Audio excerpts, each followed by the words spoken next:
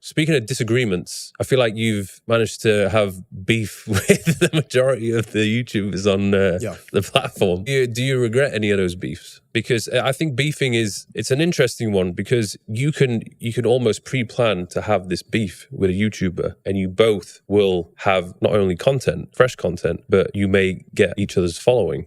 So it could be a strategic way to grow and to have something to talk about. But at the same time, it can make you look like you have been too easily offended and you want to get sucked into this drama, and you may, like I'm sure you've experienced, you burn bridges and, potentially burn a lot of bridges. Yeah. None of my beefs were orchestrated. I think some people ask that sometimes. You see, that was purely emotion where you reacted and you're like, you know what? Fuck this guy. I've never really started it like that. Well, there's a couple. Like, let's say, for example, someone leaves a comment on a video. It's like 4 words, but it's the top comment. He's for the streets. Oh, yeah.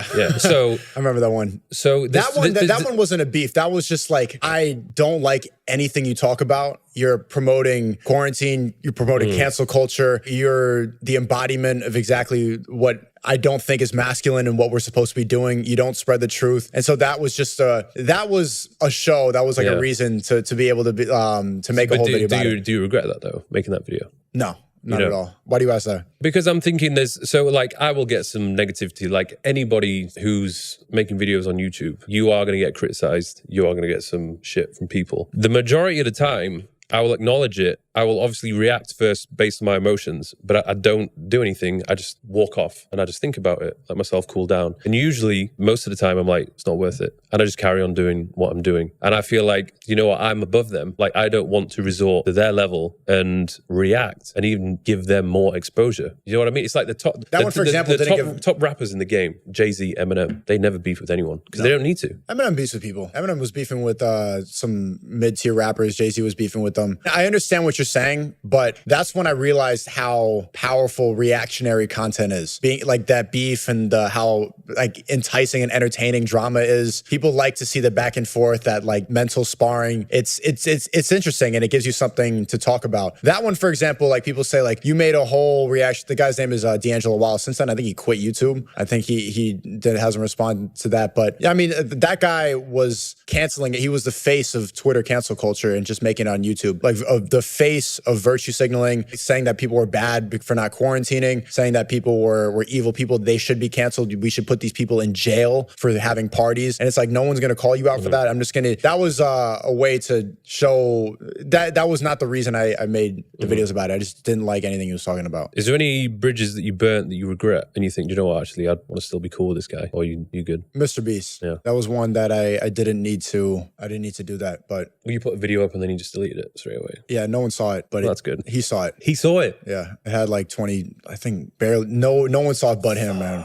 Yeah. And so you can't go back from that. You don't think he'd ever forgive you? I wouldn't. I wouldn't. I've been thinking a lot about that, about how much my mind has been plugged into social media, doing it since I was 14, and how much my brain is wired to seek attention from social media. And I think your question is good. Like, do you regret any of these things? Because social media, it's not, I think a lot of people in Gen Z make the mistake that all attention is good attention. That as long as people are talking about me, as long as I have engagement, that is good. But a lot of it is really negative. And just because people are saying it does not mean you're doing anything positive. Just because your phone is blowing up, it doesn't mean that something good is happening. And you see it with different types of rappers, different content creators. And I was standing in the mosque yesterday for the first time and just realized, like, I do this thing where I pick my nails. I constantly do that, but I was sitting there just quiet. Hands weren't moving, hands weren't shaking. I was very aware of how much my brain has been wired to be like almost one with my phone. And that's why I think that I'm going to be effective talking about this, because I think a lot of people who grew up with social media can relate to that, to how comparison is the thief of joy, how always looking about and comparing yourself to other people online, and that can really be detrimental. It's not normal. It's not something that anybody is supposed to go through. It's not something natural for the human experience at all. And it's not touched on enough, because it's getting worse. It's getting worse. And I want to show people like the mistakes I've made so that hopefully they don't make the same ones I've made. But it's difficult because how do you try and train yourself to not spend so much time on social media when it is literally sucking you in and it's doing an amazing job? Even for me, like I will go on there and I'll do what I need to do. Half an hour later, I'm still on it. And then I'm like, what am I doing? And then I do the same thing every day. Yeah, I did that this morning. I'm like, what am I doing?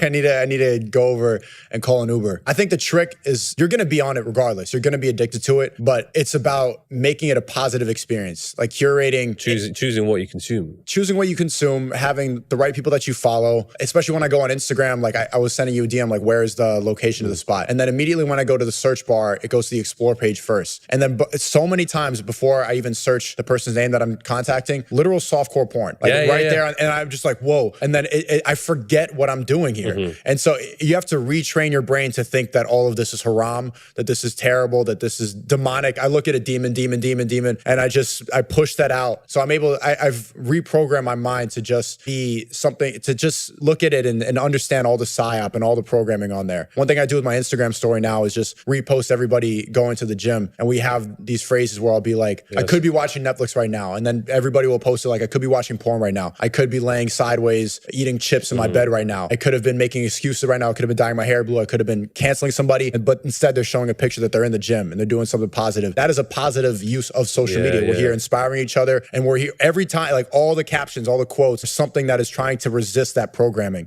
I think if you make that part of your life, you can retrain your brain. But the first step is to understand how much programming, how much they try to suck you in, because if it's free, you're the product. And they're monetizing your mind. They're monetizing your soul. They're trying to take away all your attention and make it so that you're a slave to this. So if you know that and you're conscious of it and you constantly fight against it, you can win. Speaking of self-help, you squashed the beef with Hamza. You good with him? I had him on my podcast last year. It was a year ago? No, at the end of last year. Yeah, he's doing great things, man. I think you two are cool now. Yeah, I would say so. I would say so. He's in Thailand. He recently said that he's going to step away and fully embrace his masculinity. He's there like climbing mountains and meditating and journaling and like fighting bears and stuff, which I think is good. And he's not going to quit. It's good that he's doing that because he's going to come back stronger and have things to talk about. Because you talk about something about self-improvement for so long, there's only so much you could say. You need to have real life experience. You need to have things and wisdom to share with your audience. So he's going to come back stronger. What he's doing is really positive. And I realize why am I beefing with somebody that has a similar message? Why there's no point in doing this where we should be on the same team. I think it's definitely good to have a bit of time out just to reflect and even to just get out of that routine of making the same content which you've done for so often. Because if you get in the habit of doing it all the time, you think that's what you're supposed to do. And when I've had periods of time off, I look back at the content which I've been making, I'm like, do you know what? I actually don't want to be doing that anymore. I would rather start doing something like this. Like I've had periods of time, I've thought about doing this podcast for a while. I should have done it sooner than I actually did, but I finally got around to doing it. But that came about from having a bit of time off. I think it was, especially in the summer of 2021, like I barely put out any videos, was just partying, enjoying myself. And I thought, yeah, this isn't it. It gets old quick. Yeah. You need a purpose. Because even the vlogs, they were very sort of, the parties, women, travel, lifestyle, like it was all very fun. But I think at the end of the day, I was like, this isn't, where's the substance? There's no substance at all. So I feel like whatever content I'm putting out, I'm hoping that it's going to have some positive effect on the world and for those that view it. And it does. Yeah, enjoy the conversations that you've been having. Well, what's really important, and I notice a lot of people that do this, because everybody has a podcast now. Everybody's doing it. They lack the ability to show curiosity. And that's what separates yours from a lot of people, is that they're not able to sit there and actually try to get into the head pause, or try to figure somebody out and show curiosity, because that's what made podcasts great a couple of years ago, before as in everyone's doing it. So like, oh, we get clips for TikTok. There's that type of essence for a lot of them. Like they're just trying to talk about stuff that they know will get clipped up. But the reason that it was interesting in the first place, I credit that to Joe Rogan, was the curiosity and how you can document those conversations with the microphone that people have at the dinner table, that people have with somebody that they really want to talk to. That's one thing I want to really understand. When you were putting out, this was probably the last couple of months when you had your YouTube channel, when you were getting these early warnings, these strikes, did you not think, oh, if I continue, I'm going to get banned? Or did you know I'm going to get banned, so I'm just going to go and keep making these videos and maybe even take it as far as I can before I get kicked off? That's what I was thinking. You knew you were going to get banned. I knew it was pretty much inevitable. And people were warning me, and I realized that when they were all telling me this and I didn't care, I'm like, it's going to happen. Like when people were giving me advice like, yo, you got to slow down. There's too much going on. They're going to they're getting warnings all the time. They were like shutting off my live stream. In the middle, I was getting strikes, warnings. People were saying that they should ban me. Like people were making videos saying like YouTube should ban Sneako. Yeah, I saw that. They were getting their viewers to actively go to your channel and flag it. Which I don't know why that isn't against. I thought that was against YouTube policy. It's not. You're allowed to do that. It's insane. But I don't think that was the reason I was banned. I mean, they played me in the Senate. In the Senate committee, they said that I was inspiring domestic terrorism. That's how far it was going. But when people were saying that, a lot of people, my elders were saying like, you got to, and it had no effect. I'm like, man, this is just, it's inevitable. But you just didn't want to listen to them. I didn't know. Very stubborn. I guess that's, in a way, it's a good thing because you got banned, but you got banned for just speaking your mind, which is, I respect that. I'm sure quite a lot of people respect that. Yeah, it wasn't just YouTube. A lot of people don't know that as well. It was also Twitch. I lost my Twitter, banned on TikTok. Twitter I got back thanks to Elon, but I got wiped like off just one by one, all these platforms. And, you know, especially when that's like pretty much your only skill set. You know, I dropped out of school. I mean, I'm good at video editing. I can run a business online. I know how to make money. But when that's my main thing, like, oh, people come up to me like, are you that YouTuber? I'm like, no, no, I'm not. When that's your thing and they wipe you from that, it's like, you're like, what now? What do I do? People in my family were saying like, maybe you should just go get a job now. Like maybe you should just quit this thing. Imagine you just buying the tills at Walmart. Yeah.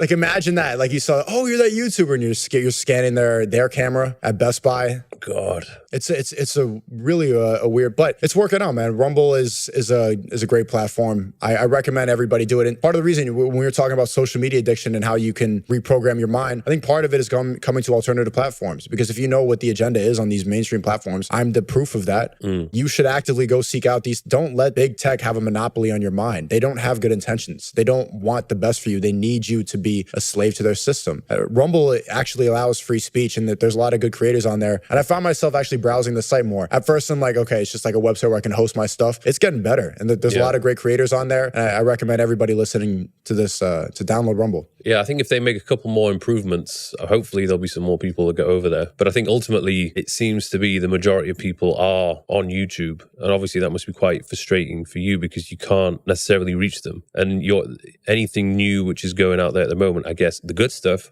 podcasts, but then there's other people, like we said before, just people making videos about you and not allowing you to have your voice and your say on events that have happened. But I'm not even upset about that. The fact that my existence is mostly from like the mouths of the woke people like speaking negatively about me. I think eventually people need truth and people need something. They need some high energy. They need some entertainment. And if everyone is insisting, all these woke people are insisting I'm a bad person, there's got to be an equal amount of people watching that like, is he?